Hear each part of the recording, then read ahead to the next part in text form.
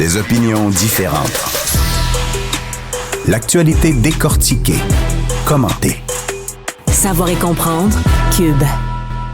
Il y a une statistique qui fait mal au cœur. Quand on apprend que 60% des arrêts de métro sont causés par des personnes en situation d'itinérance, des personnes qui ont des problèmes de santé mentale aussi. On en parle dans l'actualité à tous les jours. C'est la une de la presse présentement. Station Bonaventure, où plusieurs des dizaines de sans-abri sont souvent mis à la rue parce qu'ils peuvent pas fermer la station de métro. Il y a un problème au fait fulgurant. Et quand on regarde des statistiques comme celle-là, ça nous fâche. C'est 10 000 personnes au Québec qui vivent dans cette situation-là. On en parle, puis on a l'impression qu'il n'y a pas de solution ou on n'en trouve pas. Du moins, le problème est tellement gros que comme humain, comme simple citoyen, on a l'impression des fois qu'on n'a pas le contrôle, on se sent impuissant. Mais on a quelqu'un qui va nous aider à trouver des solutions, du moins à trouver une façon de s'impliquer autrement. Bruno Marcil, vous le connaissez entre autres pour son personnage de Daniel dans Stat, mais il est également porte-parole de l'organisme Pas de la rue. Oui. Pas de la rue vient en aide à des personnes de 55 ans et plus, oui, en situation d'itinérance, mais également précarité, isolement. C'est un petit organisme et toi, tu as décidé de devenir l'espèce de porte-étendard de ça. Oui, avant, c'était René Richard-Cyr qui m'avait appelé pour me demander de prendre sa relève et c'est avec plaisir que je l'ai fait. J'ai été rencontrer tout le monde au Pas de la rue, puis tout de suite, j'ai senti une filiation avec ces gens-là et ça m'a beaucoup touché aussi. C'est un petit organisme qui, en ce moment, en plus, on le sait, là, il y a une crise majeure de l'itinérance. Donc, et c'est un organisme particulier, vu qu'on parle des 55 ans et plus. Et c'est pas nécessairement des gens qu'on voit souvent. Et le Pas de la rue, je tiens à le dire, c'est pas juste l'itinérance. C'est des personnes âgées seules. Donc, ça peut être des gens qui vivent juste isolés puis qui ont besoin de sortir de leur isolement. Donc, ils peuvent aller prendre un café au centre de jour. Il y a plusieurs volets au Pas de la rue. Bien, la solitude aussi, c'en est une crise. Nos aînés, entre autres, que parfois on met dans un coin puis on ne s'en occupe plus. Il y a de l'agisme à travers ça. Ça aussi, c'en est une autre crise. Tout à fait. Donc, on peut voir, quand on va au Pas de la rue, moi, j'y vais souvent et quand on est là, il y a des gens de plein d'horizons. Donc, il y a effectivement des gens qui sont en itinérance, d'autres qui sont tout simplement qui vont là pour briser leur isolement, d'autres qui ont besoin d'aide. Et le Pas de la rue offre aussi un soutien auprès des différents usagers du Pas de la rue. Mais qu'est-ce qui a fait? Parce que des bonnes causes, il y en a plein. Mais qu'est-ce qui a fait que cette cause-là, tu l'as choisie, puis ça, c'est venu te chercher? Tu as eu envie, justement, de faire une différence pour aider les gens moins nantis. Très concrètement, au départ, c'est aussi qu'on fait appel à moi. Moi, il y a un côté où de l'attention, on en a beaucoup comme comédien, surtout en ce moment, vu que je suis dans une quotidienne. C'est une attention qui est très inutile, honnêtement. J'en ai pas besoin de plus. Fait que je me dis, je peux faire profiter de cette attention-là et détourner l'attention vers un groupe qui en aurait besoin. Je sais que la situation de l'itinérance en ce moment est assez tragique. C'est catastrophique, là. Ben oui, tout à fait. La maladie mentale est un enjeu énorme aussi, sans vouloir parler de moi, mais c'est sûr que de mon côté familial, j'ai connu un petit peu ce genre de situation. Ma mère souffrait d'une forme de schizophrénie, elle a presque été dans la rue. Donc, c'est sûr que ça me rejoint, je reconnais là-dedans quelque chose. Comme proche, ça a dû être difficile aussi de savoir comment l'aider? C'est très, très, très compliqué d'aider quelqu'un qui a une maladie mentale parce que rarement les personnes veulent du soutien. Souvent, c'est les autres qui ont un problème. Donc, oui, c'est très, très complexe. Comment vous avez fait, vous, dans votre situation, pour, entre guillemets, vous en sortir? C'est une bonne question. OK, c'est encore compliqué. Ben c'est sûr que c'est compliqué, mais surtout à une époque, ma mère était à une époque où il n'y avait pas de soutien tant que ça. On en parlait très peu aussi. Très, très peu, alors très complexe. Aujourd'hui, est-ce qu'on sent qu'il y a plus d'outils, qu'il y a plus de services mis à sa disposition? Oui, mais je ne doute pas que pour les familles chez qui il y a quelqu'un, comme moi, je sais qu'il y a un organisme qui s'appelle maintenant Arborescence, qui aide les amis et les parents de personnes atteintes de maladies mentales. Je sais que c'est très difficile encore aujourd'hui parce que c'est très, très complexe, la maladie mentale. Et les maladies mentales se déclinent de plein de sortes. Oui, schizophrénie, bipolarité. L'alcoolisme fait partie des maladies qui sont très difficiles à gérer pour l'entourage et pour la personne qui en souffre. Fait que c'est effectivement un problème complexe. Et c'est ça qu'on voit dans nos rues, dans les métros. Et c'est beaucoup de gens qui souffrent de maladies mentales. Alors, c'est pour ça qu'il faut il faut se mobiliser, il faut faire quelque chose pour aider tout ça. Puis c'est ça, là. C'est que Pas de la rue organise cette fin de semaine. C'est la nuit la plus froide de l'année, le 22 février, cette fin de semaine. Samedi, à 16h45, il y a une marche qui est organisée. Le but de cette marche-là, j'imagine que c'est pour financer l'organisme. C'est ça, c'est pour aller chercher des dons, pour sensibiliser la population auprès à propos de l'itinérance, des enjeux de l'itinérance, de faire connaître le pas de la rue, de sensibiliser vraiment pour toutes ces questions-là. Donc, c'est la journée en moyenne la plus froide de l'année. Donc, on emboîte le pas cette année. Ça se fait à l'échelle canadienne. Il y a une marche le 22 au Canada pour venir soutenir l'itinérance. Ouais, parce que c'est 1000 aînés à peu près là, qui sont supportés. Là. Oui. Non, mais c'est pas rien. Les chiffres sont assez hallucinants parce que d'année en année, ça a doublé depuis l'an passé, juste en un an, la clientèle du pas de la rue. Puis ça, c'est des bénévoles qui aident à supporter tous ces aînés? Il y a quelques bénévoles qui aident, il y a quelques employés, il y a évidemment, c'est du monde qui essaie de subvenir aux besoins, mais avec le peu de ressources qu'ils ont. Il manque un investissement gouvernemental majeur, il manque un investissement à tous les niveaux, c'est très, très compliqué. Donc, c'est pour ça que je suis là, c'est pour ça qu'on fait cette marche-là et c'est pour ça qu'on invite la population à aider, à venir aussi être bénévole. C'est très le fun d'être bénévole, oui, ça fait du bien.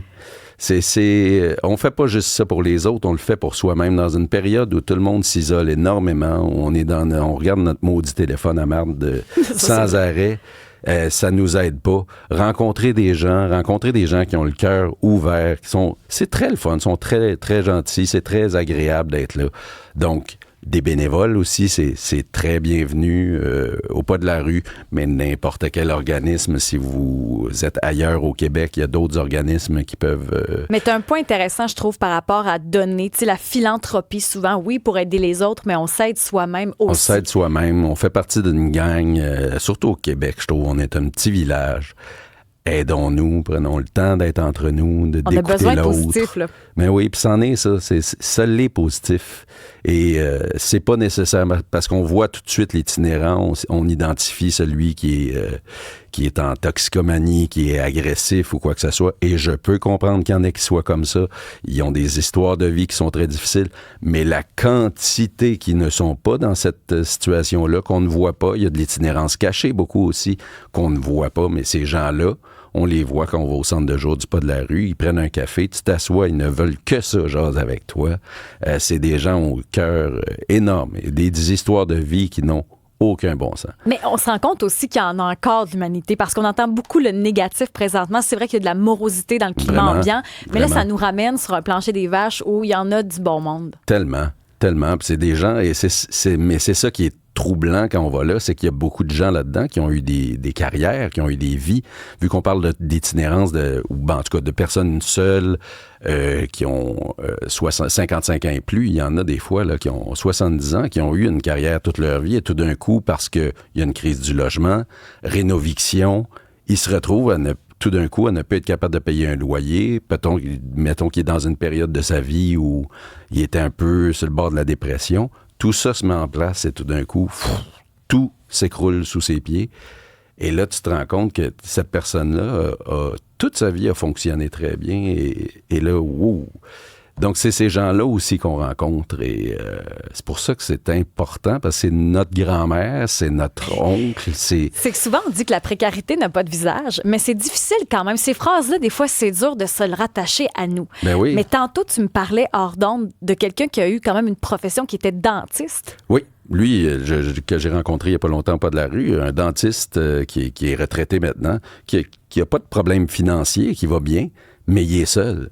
Fait que lui, il va au pas de la rue prendre un café, il reste là 2-3 heures, il jase avec le monde, puis ça brise son isolement. Fait qu'il y a ça aussi. Il y a des centres de jour, il y a aussi des appartements pour aider les gens qui sont aidés à sortir de la rue ou ceux qui sont sur le pas de la rue à s'assurer qu'ils retrouvent une dignité, une façon de fonctionner, de se réinsérer socialement. Donc, il y a plusieurs volets, mais c'est pour ça qu'on a besoin d'aide et on a besoin que la population nous aide aussi, pas juste les gouvernements. 16h45 samedi pour la nuit la plus froide de l'année, cette marche pour aider l'organisme Pas de la rue. C'est devant le centre de jour, centre-sud, sur le boulevard René-Lévesque-Est, 1575 boulevard René-Lévesque-Est. Il y a les détails sur Pas de la rue. Si vous êtes comme moi, là, on est en auto, hop, des fois les chiffres, ça nous mêle. Là. Ben oui, sur le site de pasdelarue.org, vous pouvez donner directement au Pas de la rue ou aller à la nuit de la plus froide, toutes ces options-là. Et être bénévole aussi. Venez nous voir. Ça fait du bien pour l'âme. On sous-estime, Ben oui. là, mais bravo pour cette implication-là, Bruno Marcel. Ben, ça me je trouve fait ça plaisir. beau de se servir de ta tribune, justement, pour redonner au suivant. C'est un peu ça que tu fais. Là. Je le fais pour moi aussi. Puis j'ai envie de te garder quelques minutes parce qu'on a parlé de stats. C'est sûr que ça fait énormément réagir ton rôle de syndicaliste, celui qui essaie dans le milieu hospitalier de mettre à l'honneur les membres et le droit de ses membres. Puis il va pas toujours de main morte dans ses décisions et ses plaintes et ses griefs. Est-ce que tu t'inspires, parce que c'est dans l'actualité quand même tout ce qui est syndical présentement, Ben oui. est-ce que tu t'inspires du climat actuel? Honnêtement, je m'inspire de ce que Marie-André Labbé me donne et c'est toujours tellement inspirant. C'est très le fun. J'ai beaucoup de plaisir à jouer ce personnage-là qui aussi, il aime ça, se mêler de ce qui le regarde Il aime ça foutre le trouble. Ben On va oui. se le dire. Ben oui. Mais est-ce qu'il y a un côté de toi qui est comme ça, très syndicaliste? Je peux avoir ce côté-là. Il y a des aspects où je peux ressembler un peu à Daniel, puis il y en a d'autres peut-être moins. Mais j'ai bien de fun, en tout cas, à le suivre et à découvrir. Parce que ce qui est drôle, c'est que nous aussi, on découvre ce qui arrive à nos personnages, mais avant vous. Fait que de lire les textes puis de voir où ça s'en va, c'est un fun énorme. Est-ce qu'il y a des gens qui t'accrochent parfois à l'épicerie là, pour, je sais pas, te demander des conseils de syndicaliste? Je suis arrivé ici ce matin et 3 fois, on m'a dit comment allaient mes yeux. Oui. Parce que de ce temps-là... T'as pas de lésion, là? Non, ça va. Les yeux de Daniel vont bien. Pour ceux qui n'ont pas suivi Stat, là, c'est que c'est fait envoyer du produit toxique dans les yeux. Là. Fait que là, le monde s'en inquiète beaucoup ces jours-ci. Tu dois avoir des messages sur les réseaux sociaux On m'en épouvantables. parle beaucoup. Jean-François Roy, qui est metteur en ondes, dit, est-ce que ça t'agace que les gens disent ça? Ben non, on a la chance de faire un métier que le monde peut apprécier. Il y a tellement de monde que les gens comprennent pas leur métier et qui peuvent pas apprécier leur bon coup. On a la chance, nous, d'être appréciés, de se faire dire qu'on est bon, Fait que, donc, c'est un grand plaisir, puis tant mieux. Je trouve ça beau, ça. Je trouve que tu as une belle complicité probablement avec le public aussi. Puis toi, j'ai l'impression que quelque part, tu es une espèce de voix aussi à travers ton personnage. Oui. Ben, je pense que oui. Bruno Marcel, merci beaucoup. Merci infiniment. Bonne chance avec tes yeux. Ça a été un plaisir. Puis, tu as dit quelque chose d'important aussi, je trouve, dans notre discussion sur les personnes en situation d'itinérance ou de précarité ou d'isolement. Tu as parlé de rénoviction. Présentement, on est dans une situation où il va falloir renouveler notre bail.